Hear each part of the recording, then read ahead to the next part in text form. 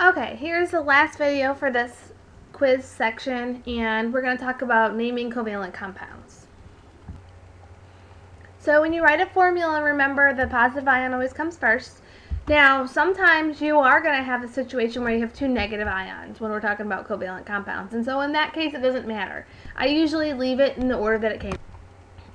Okay, so we're going to review, so the oxidation numbers switch places and become subscripts for the other atom, and the subscript, remember, is that little number at the bottom that tells us how many atoms there are in a formula. So there's separate naming rules for the two different kinds of compounds. So we just did ionic, and now we're getting ready to do covalent. Okay, so we are going to review those naming ionic compounds, and you might ask why. And the reason is because you're going to need that in order to name covalent compounds. So you have to write the name of the positive ion first, right? And then you write the name of the negative ion. The only difference is you take off the ending and you add the IDE. Okay, so that's how you write an ionic compound. Now, to write a covalent compound, it's exactly the same, except we add these little things called prefixes. And there's one exception to this rule, and that's if there's only one atom of the first element. And you've heard this exception, you just may not even realize what it was. So you've heard of carbon dioxide before and carbon monoxide before. Okay, so that would be examples of prefixes where we would be using that exception. Okay, so what is a prefix? That's just a syllable that you're going to put in front of a word in order to change the meaning of it. And for covalent compounds, we're going to use these prefixes based on the subscript, or how many atoms there are. So here are your prefixes. Make sure you write these down. Notice that they are similar. If you're in geometry right now, these are going to be similar to the gons that you're going to be learning, the polygons that you're going to be learning about. You know about a triangle. You may have heard of a pentagon, hexagon, octagon. But that's where those prefixes come from in geometry, is how many sides there are of an object. But these are the prefixes that we're also going to use for covalent naming. Okay, so we're going to run through this formula part pretty quickly because we're experts at this by now, right? So oxygen is -2, chlorine is -1. And I'm getting this from the periodic table. You need to have that handy, get it ready, because you're going to need that in a minute. Okay, so for the formula you do, I'm going to do oxygen first. It doesn't really matter. I'm just going to go in order that they give it to us. And this tells me there's 1. Then we have chlorine, and then this tells me there's 2. Now for naming, for the first one, since there's no number here, we're just going to write oxygen. If there was a number, we would have to use the prefix, but there's no number, so it's just oxygen. For the second one, you always use a prefix.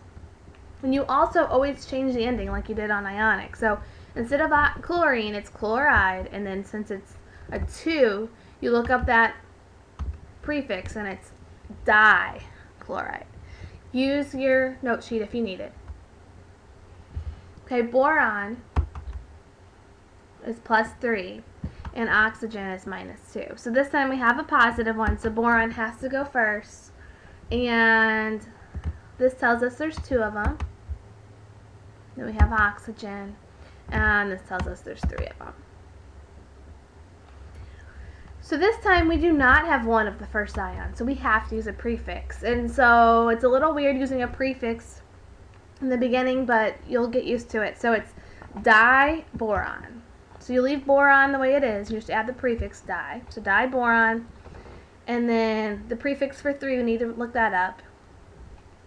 And that one should be pretty easy for you to remember because you know what a triangle is and a tricycle and all that. So trioxide. Okay, one more. Nitrogen is -3 and oxygen is -2. So nitrogen with 2, oxygen with 3. So again, we don't have a 1 here, so we have to use our prefix. So it's dinitrogen, trioxide. Okay, So you're going to need your periodic table for those oxidation numbers, and you're going to need to look those up and write the formulas and then try out your naming.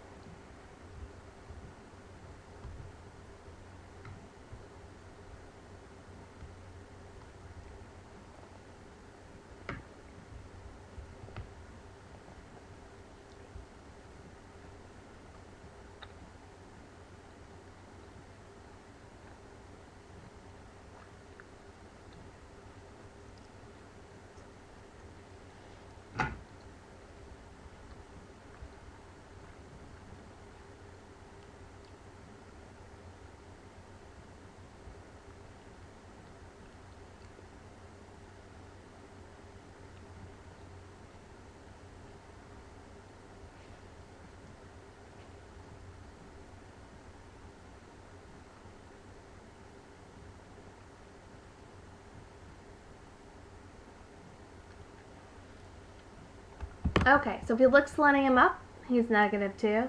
And look oxygen up, it's -2. So do you remember what happens in ionic compounds? When that happens, you reduce those. Well, that's not true in covalent compounds. So in covalent compounds, we don't reduce them, okay?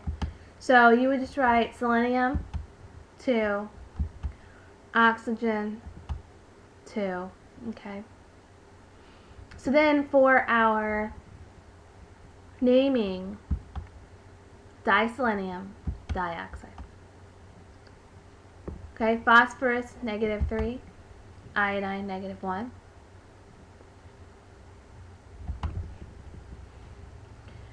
So we have 1 phosphorus and 3 iodines.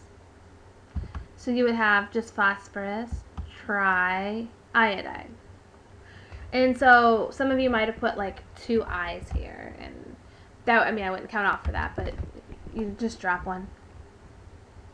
And if you reduce those 2's because you just didn't know, I mean, you know, just go ahead and fix it, but we just don't do that in covalent. Okay, carbon is plus or minus 4.